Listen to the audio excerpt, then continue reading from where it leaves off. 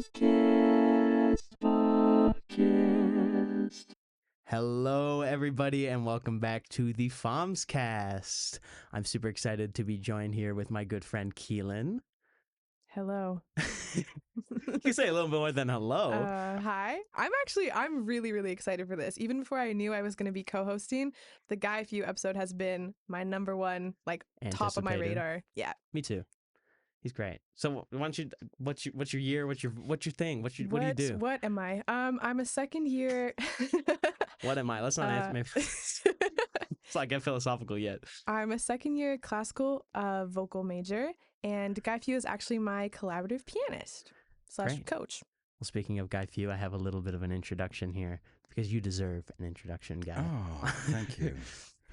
Being described as sheer brilliance by the LA Times, Guy Few is a renowned trumpeter, pianist, vocalist, educator, and might I add, fashion icon. He currently teaches trumpet and is coach accompanist at Wilfrid Laurier University, where he is also a Laurier Gold Medal alumnus.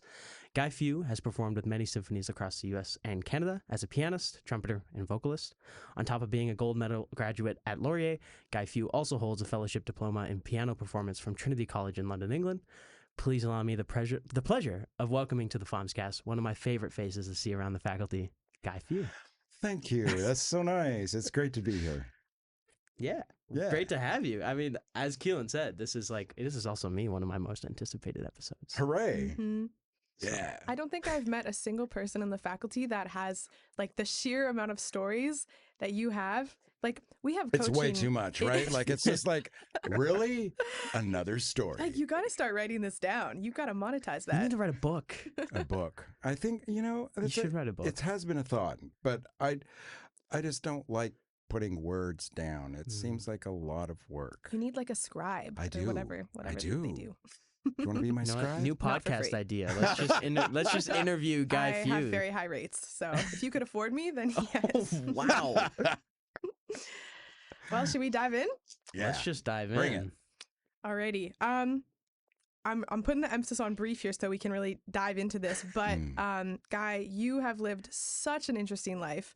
I was wondering if you could tell us just a little bit about just kind of your journey up until this point, if there's been any really big standout moments. Our kind of theme for today, we were thinking was going to be something a little more like resilience in the face of adversity, especially in music. So I was just wondering if you could talk to your experience there a little bit. Absolutely.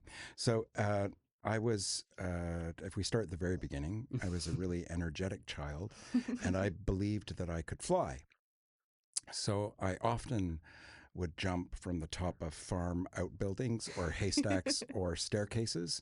And I spent a lot of time in the hospital with concussions and them sewing up cuts under my eyes and stuff like that. So I did a lot of that. Then with sports, I was always injuring myself and having to figure out how to play afterwards, running up the stairs, getting my fifth finger broken on the doorway and having to play. Ooh. That it's not great. But I think my biggest challenge was after a skiing accident and 2 years of struggle with really bad migraines and no diagnosis. I had a crisis with my brain, and it was discovered that eventually it was discovered that I had a genetic malformation that was multiplying throughout my body, particularly in my brain. But these things called cavernous hemangiomas are blood vessel knots that act kind of like an aneurysm would act, except they don't move. And so in 2000, I had one and had brain surgery, exploratory brain surgery that turned into brain surgery and actually caused a lot of problems. I lost my languages. I spoke English, French, German. I lost French, German, part of my English vocabulary. Lost all of my motor skills. So lost the ability to play trumpet, to play piano, unable to breathe, unable to buzz, unable to walk. And so I relearned all of that in, well, a fair amount, as much as I needed to learn, let's put it that way, in 3 months, because I had a solo engagement with Vancouver Symphony. I canceled everything but that one engagement. So I, wait, Wow. sorry. Can I just interject? What was that timeline then I, between your injury and the concert? I had surgery. I had surgery in just before Easter in 1990, and my engagement with Vancouver Symphony was the middle of August, Oh, wow. and Wow. I played Aurutunian Trumpet Concerto and Carnival Venice on the top of Blackcomb Mountain, which was so cool for like 6,000 people. Wow. It was nuts. It That's was like really insane. fun, but except that I was a zombie because I was so getting used to new medications and all that kind of stuff, and having relearned just what I had to play for that engagement. That's all I knew. Wow. Did you have throughout that relearning process, I can't even begin to imagine like the toll that would have taken on just like your mental health, but do you have any like were there any moments when you were like, I really don't think I can do this? And if there was, how did you manage to move through that and eventually like overcome it? You know, I think we have a choice in our life when we're faced with adversity. I think that our choice is we can stay on the sofa and eat donuts and watch, television, or we can just get up and do something. And my instinct had me getting up and doing something. So I kept trying each day to do one more thing, like walk around the outside of the house I lived in at that time. It would take me 45 minutes the very first day that I tried, but eventually I could go for walks for 2 hours and not have to be taken home by taxi, which is kind of cool. But yeah, it really saves you money. yeah, right. Yeah. But to get through what we get through, what each of us gets through every day, it's a challenge to face. We face these challenges all the time. And they could be physical, they could be mental, they could have to do with just not completely memorizing something we need to regurgitate for an exam, and that's a crisis. But all of us, if we put ourselves in a place where we have positivity and where we interact with each other in a kind and supportive way, then we can get through it, right? Yeah. What kind of, like, you talk about that community during that time, what was that community for you? It was my family. Yeah. My family was very supportive. They kind of moved into the place I was living in and helped me do daily tasks. Were you living in BC at the time? No, I was living in Ontario. I was living in Mm-hmm. Toronto, in North York. Okay. And so a lot of people helped me out. I had an extended group of friends that would turn up and assist with basic things. And then they would also leave me alone to do things like try to practice and do my little exercises every day, which were kind of weird because evidently I was hallucinating all the time because of the medications they had me on. I know. It was so okay. So my life was very exciting. Whoa, back to the hallucinogens. Hold on. So All right.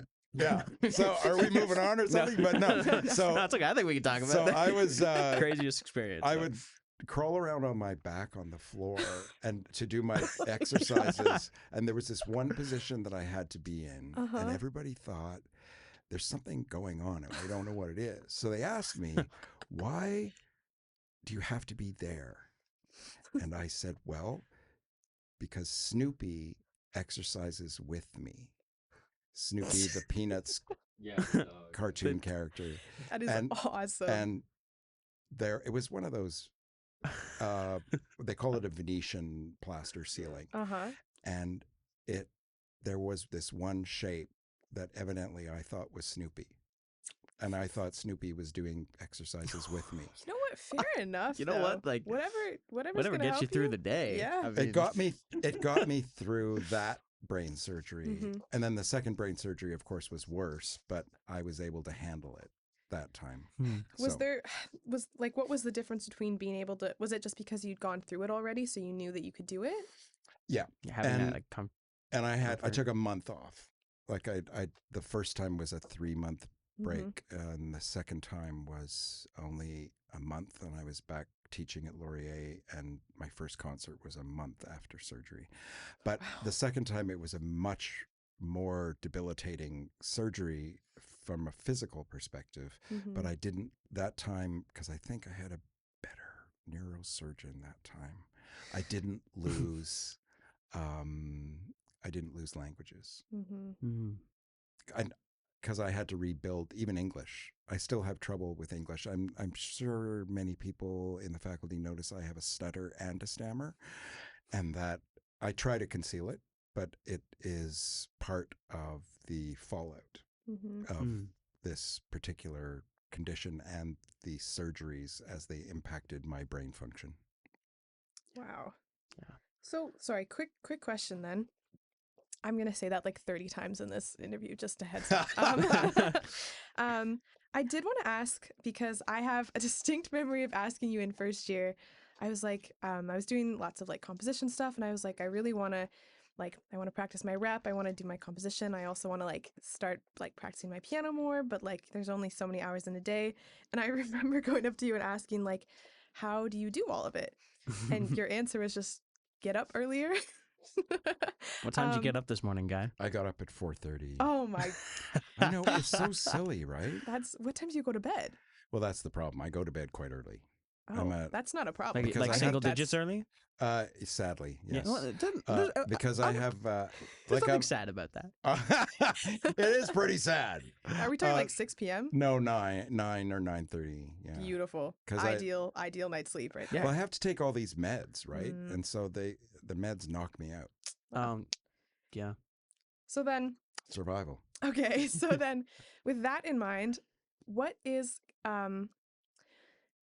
your experience as a very busy, very dedicated musician with a bajillion jobs happening at any given time?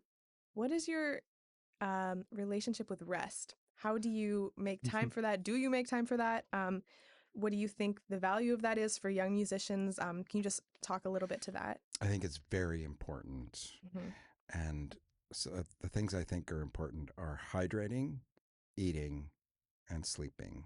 It's like basic human function. Right? Yeah. You heard it here first, ladies and gentlemen. Make sure you're hydrating, eating, and sleeping. Right? So these are the questions I always ask. If somebody comes and they're having trouble or struggling in a lesson or coaching, I will ask if they are drinking water, if they have had a chance to eat that day, and often the answer is no.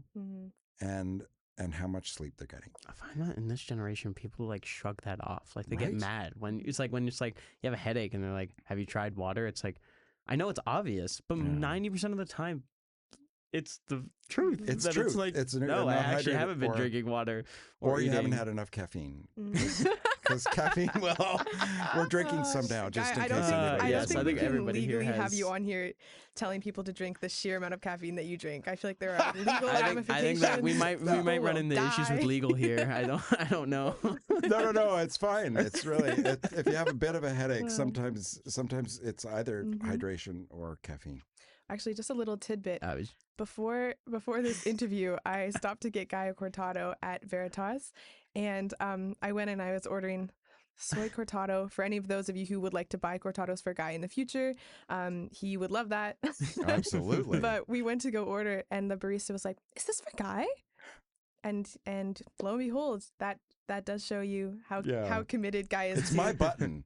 To Veritas. Your button? Yeah. They call it Guy's button. They created it I'm Cortado Guy. They created it Cortado Guy. Because awesome. I taught them how I wanted this particular drink, and so I got my own button. What a legacy, you I know? right? Yeah. Who cares about the music stuff? Forever It's and Yeah, ever. like that's gonna be. There should be like, I should get the button. Yeah. They should hand They it. need to they make should your face create the it. new logo of Veritas. I think like one of those like Staples red buttons. They should like have it so like there and with your face on it. So it's, I want the guy special, please. Mhm. Speaking of legacy, great Yeah. segue about to happen here. What would you say your most like out of all of your accomplishments, what is the one that you are maybe not even necessarily the most proud of, but what is the one that is like the closest, like dearest to your heart? I have many exciting moments in my life that have been huge for me. Mm-hmm. But I got to tell you, the biggest achievement is what I do every day. Yeah. And that is working with people who are passionate and who are trying to reach their goals. Mm. So for me right now, that's my biggest thing. That's dope. Can I ask a little bit of maybe a shameless plug, or I don't really know how to phrase it, but Who is your I favorite mean, student you're a to work Laurier with? alum, Yeah. and what about how long have you taught here at Laurier now? 102 years. I don't know. I started in 1992. Yeah. So again, I speaking think. of legacies, like the legacy that you have left here at Laurier, it's massive. I mean, everybody's familiar. Whatever instrument they play, they know that's Guy, and they know that the impact that you've had on this school. Oh, thank you. And why I wonder what has kept you here at Laurier specifically, if there is something. Yeah, for me, the school represents, it is a culture, Mhm. and it is a community, and it sells itself. So, and we know that because you and I know that We're here. and because we're here, and because we try to communicate that with incoming potential students and others, Mhm. and the community as a whole, and provincially and nationally. We work. I think the school is working always to show that, but it is that community, I think, that lives within all of us and that we are passionate about. Thank you for that. Yeah. Guy, can I ask you a little bit about Numis? Yes, I also wanted to touch on that. I've also Cool. I kind of left it out of the bio, but Guy Few is the artistic director for Numis I am. concerts. So let's talk about that. Yeah, sure. What do you want to know? It's I'm really excited about it. We're in the middle of my second year as artistic director. And this, in tomorrow, actually, we have Daniel Ramyatan performing Inspirations and Echoes from the Sea. And it's a really cool program that he's going to be doing at the Button Factory. Programs vary dramatically. I program an arc into every season. For me, it's very important to have logic and context and social and community awareness within all of my programming.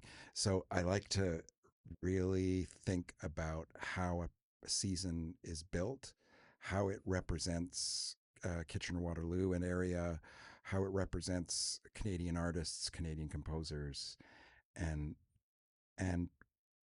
how it changes each of our lives, or each of the lives of people who are able to attend a concert.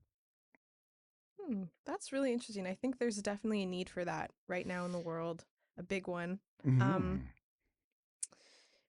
Yeah, no, that's You really came interesting. you came to a recent Yes, program, right? That I was will never forget it. crazy. It was honestly, nothing against like traditional classical concert, all of that, the whole Yeah. shebang. But I really love going to a performance where there's this like, I don't know, kind of like active rapport between the people who are attending the concert and the people performing it. Like when that hierarchy doesn't really exist between, okay, now it's your job to be quiet and listen and it's my job to play. And I think you just did such a lovely job of like we weren't directly engaged with it, but it was such an alive thing to be a part of and to witness. And like, it was just, I don't remember what you did, some kind of vegetable. Oh, that was the whole vegetable song cycle. It was so good. It was genuinely, I will never ever forget. That was she's Danica is a really incredible composer. So stunning. And also an artist. Mm-hmm. So their beadwork is amazing, and each song had its own bead piece. Mm-hmm. So that was great. And I got to be the carrot, which I was very excited about. It was very, very exciting. Do you have a favorite vegetable? Oh my gosh. I think, yes. We really asked a hard-hitting question. Brussels sprouts, man. Brussels sprouts are so underrated. Brussels sprouts are so good. No, I'm with Guy here. No. Brussels sprouts but are you should so good. just let me make them for you, and then you will love them forever. How does it feel to not have taste buds? How do you make them, Guy? How do you make your Brussels sprouts? So you have to blanch first. Blanch. Is that when you get them hot in water? Yeah, and then you have to get all the icky leaves off them, and then cut them in half. All icky leaves. And then Keelyn's like, they're all icky leaves. And then brown them in a little bit of oil in a non-stick pan. Mm-hmm. But at that point, then I do a lot of Parmigiano and a lot of black pepper, and until it becomes kind of caramelized, and that is a really great scene.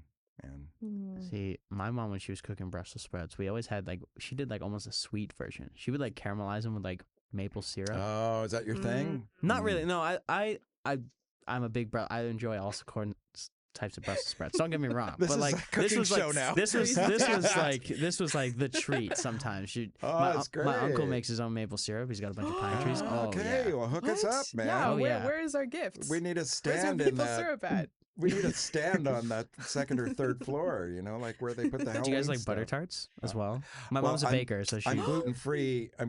But speaking of adversity. Right?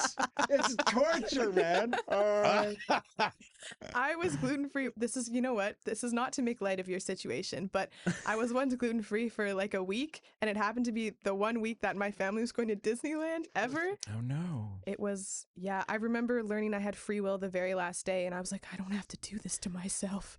Wow. But unfortunately for Disneyland really known for their gluten goods? There was there's so many little sweet treats and stuff, and I'd be like, does this have gluten in it? And they'd be like, duh, it tastes good. And It's I'd be a pastry. Duh, it tastes good. All of that to say that I do feel for you, Guy.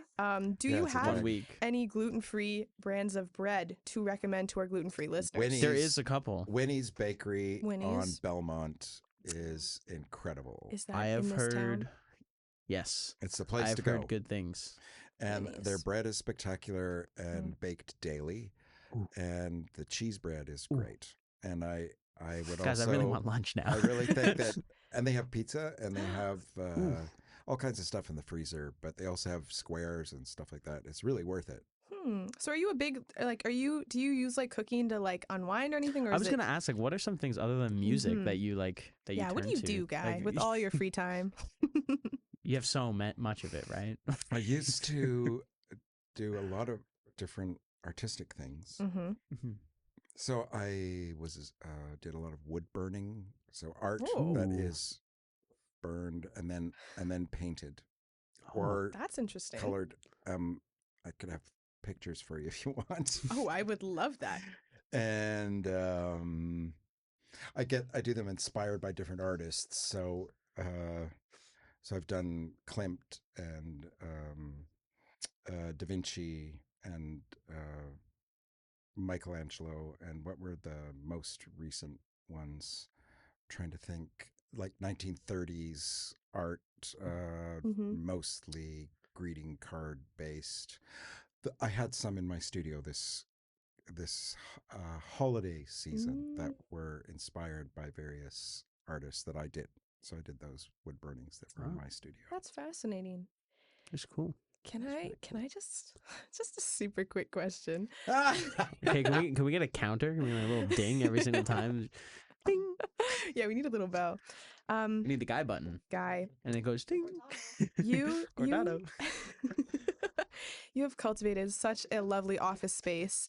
And I wanted to ask you a little bit. You famously have a very large and beautiful portrait of your face above your desk in your office. And so, hold on. Where's this going? I was just curious as to what the reasoning behind this was, and if you would recommend to students to have pictures of their faces in their office spaces moving forward. Why? You look so official saying that question. This is the one question that I've always wanted to know. Okay, so Or should we have pictures of your face? Yeah, absolutely. So, okay, many years ago, that was a publicity photograph from, it would have been in the 1980s. Mm-hmm. So probably 1983 or something like that. That's a publicity shot from that time. And it didn't exist in that size, except that the photographer entered it in a competition. Oh. And it looks kind of like a Karsh photo. It's very dramatic. And it won the competition. Wow. So my mother award-winning face. My mother happened to be. I should have put that in the bio. Right? Award-winning face. Yeah. So my mother happened to be at an exhibit of winners of various arts competitions in Saskatchewan at that time, and there was my photo. And so my mom talked to the photographer and said, "So what's this all about?" And he said, "Oh, it won a big competition." She said, "Well, do you want it anymore, or can I just buy it from you?" And he said, "Well, you can buy it." So I came home from university. Did she tell the photographer that you were? Well, yeah, I think he knew it. Oh, okay. So I get home. So funny. I get home and the piano is in the living room. I go to practice my 1,000 hours a day, and right at the end of the piano is this massive photo of me. Oh my God. So and my mom was like, "Well, I thought, it'd be really nice to have it. And that's the spot it was best for." And I thought, "Oh God." So every single day I would practice staring at myself. Wow. And finally, it was kind of getting abandoned, that photo. It was no longer living anywhere in the last year. And I thought, you know what? It'd be fun to bring it and put it kind of across from the piano in my studio. And so that I've gone back to my youth. So when I'm practicing for my singers, I look up and there I am. There you are. There you are. You're always reflecting on yourself, So yeah, you can go and get a publicity photograph and put it somewhere, and maybe make sure it wins a competition first, though. I don't know. I don't think it needs to win a competition. I think you just need to put it up and remind yourself that you exist. Ooh, I like that. Do you ever feel like your students are intimidated when they see you at the piano and then they turn away and then they see you again? Well, no, because it doesn't really look like me, right? Like it's a hair. I have like this. Wow, low blow, right? Keelyn. I'm sorry, it was an No, but objective it's statement. true. Wow. It's like I have Lover Boy. It was a group called Lover Boy. Level. Oh yeah, and I have Lover Boy hair. Incredibly it's impressive. just like ta-da. It took me hours to make it look like that. Really? Yeah. That was a natural? Gosh, no. Wow, I'm impressed. Yeah. Dedication. I did hair for Laurier operas and theater productions. Hair and wigs. Hair and wigs? Yeah. Wigs aren't they like notoriously hard to work with? They are. It takes a really long time. You have to set them and cold set them. Wow. Like put them in like a fridge or something? Like no. Like, what do you mean cold set? Like put them in a freezer? No, like cold set means that you're not going to use any heat because some wigs have synthetic hair and they'll melt. Yeah. That would not be ideal on stage. No, so you have to do dry. You don't want to do anything that has any heat or steam. Do you find, Guy, that sorry. Tangent. Sorry, I know, that's so weird. No, it's like, hey. This is related. This is it. This was actually one of my questions I was going to ask, because we talk a lot in studio about because as a singer, there's a lot of emphasis put on like the presentation. I'm sure that actually applies to other instruments too. But for us, we talk a lot about like what is appropriate to wear, what's not, how much creative expression is okay within the realm of like the style of music you're doing. And we talked a little bit about this today in my coach sheets. Oh my gosh, we sure did. But I was wondering if it's okay to wear a shirt. I was wondering if you've ever encountered in your performing career where people have had opinions on what you've worn and how you've responded to that. Yes, I have. So my very first major solo engagement was after a Laurier concerto competition where while I was playing, the judge got up from their table and stood behind me. I was playing a piano concerto. I'd already played a trumpet concerto. And I finished the piano concerto, and the judge said in my ear, "Do you want to be a soloist next season with Hamilton Philharmonic?" And I said, "Sure." And I guess. And so when I got to that performance, so that was in my second year of university, I got to give that performance, and that conductor came backstage and told me I had to take out my earrings. And he said, "Our audience doesn't appreciate that." And I did it. And I swore to myself that I would never, ever do it again. Wow. So, moving on. Yes, people have told me not to do things, but based on our story this morning, shall I just tell it? I think you have to. Okay. So my first Brandenburg that I did was in Oregon in the United States, and with an international orchestra behind me, incredible performers. And I wore a transparent shirt. It was in a time in my life I was really athletic, at gym all the time, so I didn't care. So I was wearing this transparent shirt. And some people really liked it, and it's a rather conservative festival. Some people really hated it. So the next time I was doing Brandenburg, which is 2 or 3 years later, I was contacted by the festival, one of the festival people that worked for the festival. And they contacted me and they said, "We really don't want you to wear that transparent shirt." And I said, "Okay." And I didn't wear a shirt. Isn't that awful? And I would never do that. Clearly, I would never do that now, because that was a terrible thing to do. But it's a great story, though. But it was. I had a coat, like this coat that was really great, but I just wasn't wearing I was wearing a lot of jewelry, but just no shirt, and it caused. The audience went crazy because they knew I was going to do something weird, and so they were all really excited. One of my reviews for a concert during that time I would wear really extreme stuff was, it said I looked like something out of the Matrix, which I thought was really fun. Awesome. The Matrix is amazing. But I think we have to. It's fun to take risks, and I took them for a long time, and now I'm pretty conservative, so I don't do that anymore. But there was a time. Yeah. It was fun. I love that. I think we were talking about this morning too. If you've got the skill to back it up, But do it if it's something that you want to do, even if you don't. Like, be fearless in everything that you do, right? Yeah, we see people every day in our lives, and here on the Laurier campus and in the Faculty of Music, who are all about self-expression in their own way. And I don't care if they feel like they need to be a conservative in their expression, or they want to be really extreme. I don't care. I think that every single person is representing, and that is that tells me not only what they want, but also who they are. Well, I think it's hard too to spend so much time encouraging young artists to really just fully embrace all of what you are when you're performing, and just fully embrace that, and then at the same time be like, but only to this small degree that I'm letting you do it. Like you kind of you can't have both. Yeah. No, if you want people to fully embrace themselves, then you have to be okay with the fact that they're going to do that then. Yeah.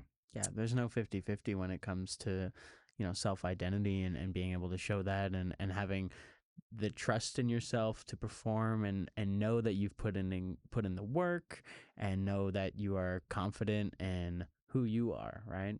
And with that, we would have to wrap up here soon. Shocking. But Have we run out? no, we're still a little bit of time. But I wanted to ask, Guy, as with somebody with the wealth of performance experience you have and musical experience, could you finish us off with a piece of advice for young musicians who maybe right now are just entering this professional world in this day and age?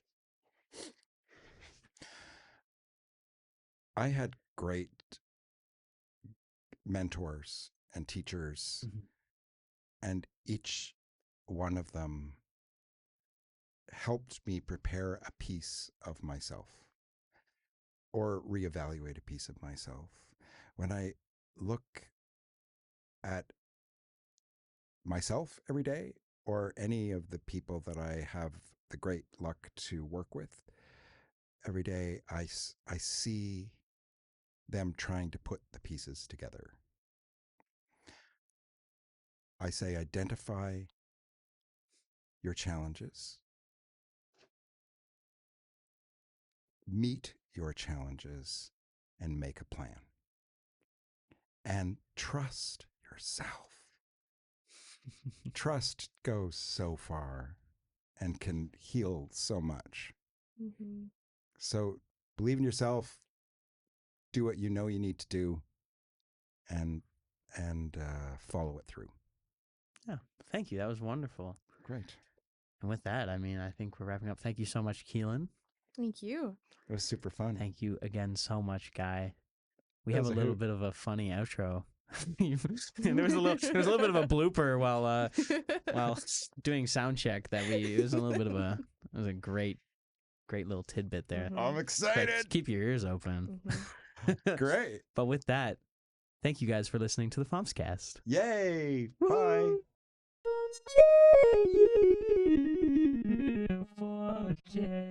Big dog party in the sky.